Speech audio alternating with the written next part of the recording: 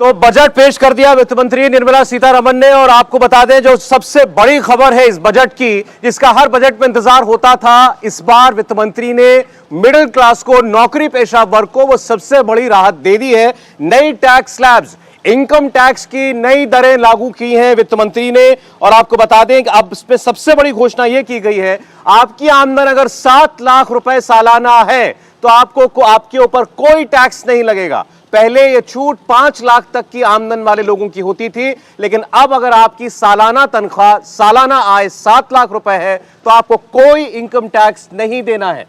बिल्कुल। और देखिए, इस वक्त की बड़ी खबर यही है, बड़ी खबर यह है कि सबसे बड़ी राहत सैलरीड क्लास को मिलती हुई नजर आ रही है, क्योंकि सबसे ज्यादा नजर, सबसे ज्यादा उम्मीदें अगर किसी की बजट पर रहती हैं तो वो सैलरीड क्लास यानी मिडिल क्लास को रहती हैं। और मिडिल क्लास को ये सबसे बड़ा फायदा इस बजट में फिलहाल हो रहा है। टैक्स स्लैब में बदलाव किया गया है। अगर आपकी इनकम अब 7 लाख है सालाना तो आपको अब इस पर टैक्स नहीं भरना होगा। पहले 5 लाख पर टैक्स लगता था, लेकिन अब 7 लाख अगर आपकी सालाना इनकम है तो आपको टैक्स नहीं भरना होगा। इसका बड़ा फायदा उन तमाम लोगों का होगा जो नौकरी पेशा लोग हैं, जो लगातार सरकार की तरफ टकटकी लगाए देख रहे थे कि इस बार बजट से उन्हें क्या मिलने वाला है, जो महंगाई की मार उन पर पड़ रही है, क्या उन्हें फायदा मिलेगा। तो ये बड़ा फायदा फिलहाल इस बजट से मिलता हुआ नजर आ रहा है। और इसके बाद जो टैक्स स्लैब है उन्हें भी घटा दिया गया है। पहले 7 दरें होती थी इनकम टैक्स की, अब वो 5 कर दी गई हैं। अगर आपकी टैक्सेबल इनकम जो है वो 3 लाख रुपए तक भी है तो कोई टैक्स नहीं है। इसके बाद 3 से 6 लाख रुपए अगर आपकी टैक्सेबल इनकम है तो आपको 10% टैक्स देना है। 9 से 12 लाख अगर आपकी टैक्सेबल इनकम है तो आपको 15 लाख रुपए देना, 15% टैक्स देना पड़ेगा। 12 से 15 के ऊपर 20% और 15 लाख से ऊपर 30% का टैक्स लगाया जाएगा। इसके अलावा जो अधिकतम टैक्स लगाया जाता था, जो 42.5% के करीब हो जाता था हाई इनकम ग्रुप में, उसकी भी अब लिमिट कम कर दी गई है। यानी हर स्तर पर इनकम टैक्स को घटाया है वित्त मंत्री ने, और यह नौकरी पेशा वर्ग के लिए एक बड़ी राहत होगी। पिछले वर्ष भी ऐसा ही हुआ था, टैक्स स्लैब्स कम कर दी गई थी।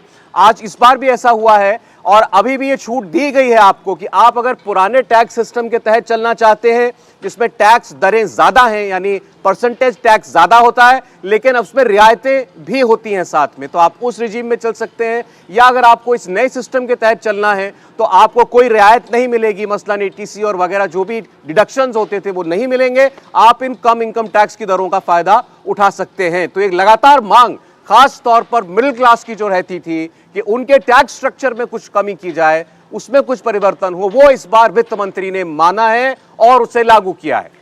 बिल्कुल, ये बहुत बड़ी राहत इसे कहा जा रहा है। और ये बड़ी खबर बजट से निकलकर सामने आ रही है कि नौकरी पेशा लोगों के लिए अब राहत सरकार की तरफ से दी गई है। इसके साथ ही साथ स्टार्टअप को बढ़ावा देने के लिए भी उनके छूट दी गई है, उन्हें 1 साल और बढ़ा दी गई है। यानी पहले 3 साल पर टैक्स देना होता था, 3 साल शुरू अगर आपके स्टार्टअप को हो चुके हैं उसके बाद टैक्स देना होता था। अब इसमें 1 साल की बढ़ोतरी और की गई है। इसके साथ ही साथ एमएसएमई को भी राहत देने की कोशिश की गई है, एमएसएमई को भी बढ़ावा देने की कोशिश की गई है। अब 3 करोड़ टर्नओवर तक को छूट दी जाएगी। तो ये बड़ी बातें इस बजट से निकलकर सामने आई हैं। शुरुआत जब बजट भाषण की निर्मला सीतारमण ने, तो उन्होंने सप्तऋषि लक्ष्य के बारे में बताया, 7 वो पॉइंटर्स बताए जिस पर ये पूरा बजट टिका हुआ है, जिसके जरिए भारत की इकोनॉमी को 60 ट्रिलियन इकोनॉमी बनाने का जो सपना है प्रधानमंत्री नरेंद्र मोदी का, उसे पूरा किया जाएगा। और इसी के तहत ये बड़ी राहतें आज इस बजट में दी गई हैं। खासकर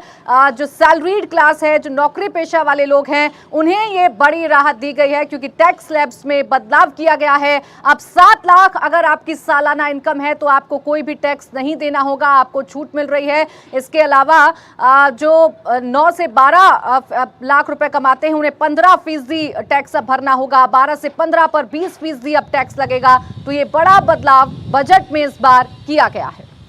इसके अलावा कई और अहम घोषणाएं भी आज वित्त मंत्री की तरफ से की गई हैं। आपको बता दें कि इस बार के बजट में खास तौर पर जो कैपिटल एक्सपेंडिचर होगा, यानी सरकार जो निवेश करेगी देश के अंदर, उसमें रिकॉर्ड बढ़ोतरी की गई है। आज वित्त मंत्री ने कहा कि ये देश के अमृत काल का पहला बजट पेश किया जा रहा है। उन्होंने बताया प्रति व्यक्ति आय दुगनी हो चुकी है, ईज ऑफ लिविंग में इजाफा हुआ है। इसके अलावा जो भारत की अर्थव्यवस्था है वो दुनिया में 10वें नंबर की हुआ करती थी, बढ़कर 5वें नंबर पर पहुंची है।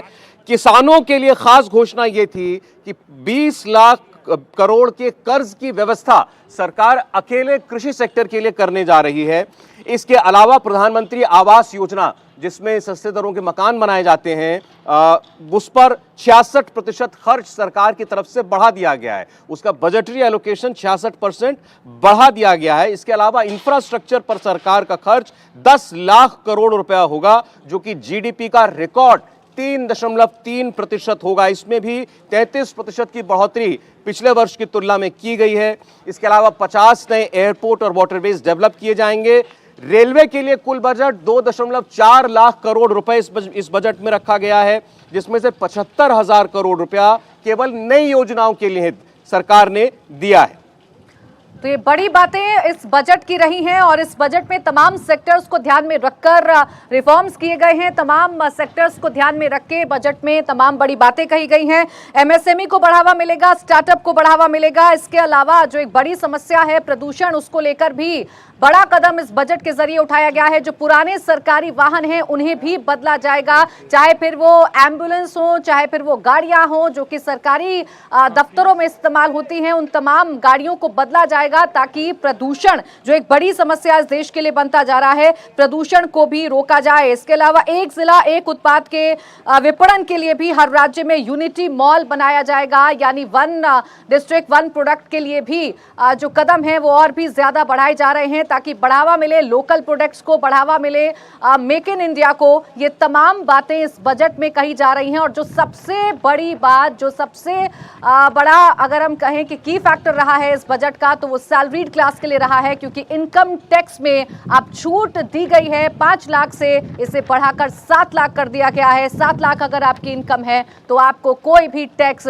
नहीं देना होगा। ये बड़ी राहत सैलरीड क्लास के लिए आप समझ सकते हैं। अपने बजट भाषण के अंत में वित्त मंत्री ने यह घोषणा की, लेकिन सबसे महत्वपूर्ण घोषणा खासतौर पर नौकरी पेशा लोगों के लिए यही है, टैक्स स्लैब में जो छूट दी गई है। फिर आपको बता दें, जो इसका जो ऑपरेटिव पार्ट है, 7 लाख रुपए तक आमदन पर अब कोई टैक्स नहीं, जो पहले 5 लाख हुआ करती थी। उसके अलावा टैक्स स्लैब हम आपको लगातार बता रहे हैं कि वो टैक्स स्लैब्स जो हैं वो 5 टैक्स स्लैब्स अलग अलग कर दी गई हैं, 5%, 10%, 15% और फिर उसके बाद 30%। तो ये घोषणाएं जो है आज वित्त मंत्री ने अपने बजट में की हैं और जाहिर है इसका कुछ ना कुछ इसमें योगदान जो है वो चुनावी वर्ष होने का भी साफ साफ देखने को मिल रहा है। इसके अलावा और कुछ घोषणाएं जो की गई हैं टूरिज्म को लेकर के, बॉर्डर विलेजेस में टूरिज्म को बढ़ावा देने के लिए एक बार फिर वित्त मंत्री की तरफ से प्रधानमंत्री के उस आग्रह को दोहराया गया है कि देशवासी जो हैं वो देश के अंदर भ्रमण करें, टूरिज्म देश में टूरिज्म सेक्टर को बढ़ावा दें बजाय कि विदेशों में जाकर यात्रा करें।